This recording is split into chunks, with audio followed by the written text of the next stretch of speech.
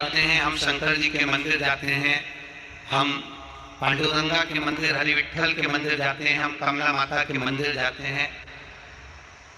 क्या भगवान हमारा संकट काट देता है?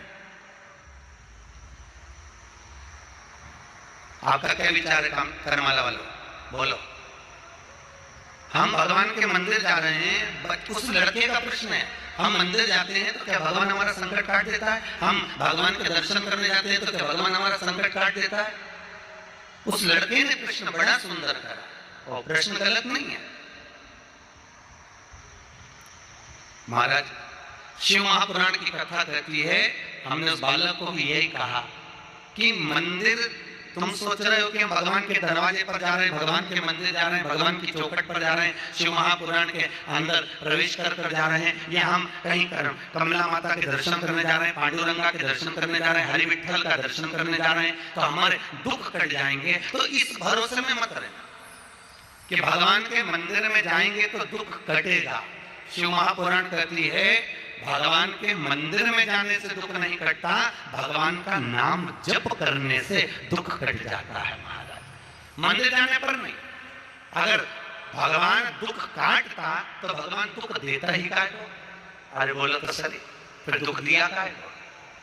अगर भगवान दुख काटता तो भगवान दुख क्यों देता? भगवान दुख नहीं काटता।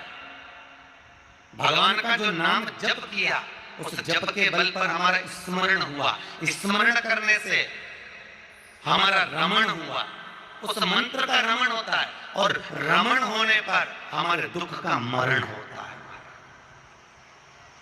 इसलिए संत कहते हैं, तुम जपो।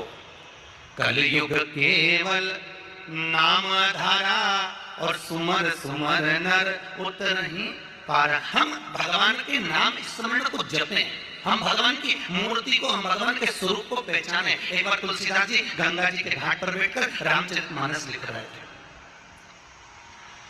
और रामचरितमानस लिखते लिखते तुलसीदास जी ने लिख दिया,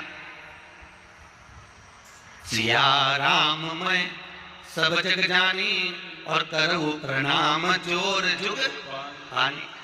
तुलसीदास जी लिख रहे हैं कि पूरा सृष्टि, संपूर्ण जगत, तुलसीदास जी लिख रहे हैं, सब राममय है, सब में राम देखो, पशु में, पक्षी में, जानवर में, कीट में, पतंगे में, मनुष्य में, आदि जलचर, थलचर, वायुचर जितने भी हैं, सब में राम देखो। ये तुलसीदास जी ने उस चौपाई में लिख दिया, सिया राममय सब जग जानी, और करहु प्रणाम जोर जुग हानि। सब में राम देखा। तुलसीदास जी ने चौपाई लिखी, और तुलसी बाबा चौपाई लिखकर जाने लगे। इतनी देर में एक छोटा सा बच्चा दौड़ कर आया, और छोटा बच्चा दौड़ कर आकर बोला, ओ काका,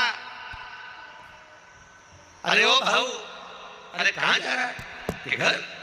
छोटा बच्चा बोला, उधर मत जाना, एक बड़ा बेल आ रहा है, वो बेल तुझे मार देगा, तू लाल कलर की धोती पहना है, उधर मत जाना।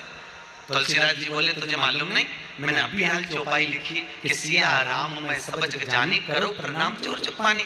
तुलसीदास जी लिखते हैं, मैंने अभी चौपाई लिखी है कि सब में राम समाया है, हर एक के अंदर राम देखो, तो बेल में भी राम है, वो बेल मुझे नहीं मारेगा।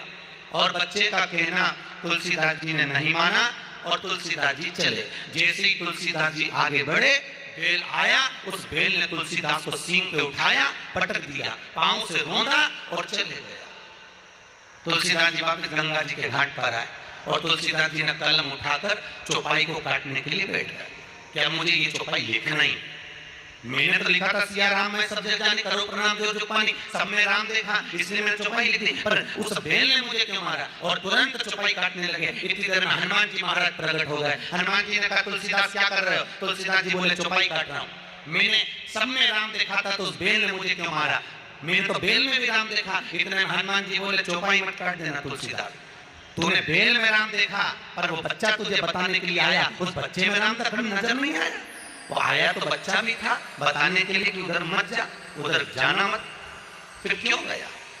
हम अपनी जिंदगी को बस ऐसे ही जी रहे हैं। हम भगवान को मंदिर में ढूंढने का प्रयास कर रहे हैं, हम परमात्मा को मंदिर के अंदर जाकर ढूंढने के लिए पहुंचते हैं। और एक बात याद रखना, एक पत्थर की मूर्त एक पत्थर का टुकड़ा मंदिर के अंदर जाता है, भगवान बन जाता है। एक पत्थर की शिला मंदिर के अंदर जाती है, भगवान बन जाती है। एक पत्थर का टुकड़ा मंदिर में पहुंचा और परमात्मा बन जाता है। और इंसान रोज मंदिर जाता है तो भी भगवान नहीं बन पाता है। इंसान ही बन नहीं पाता।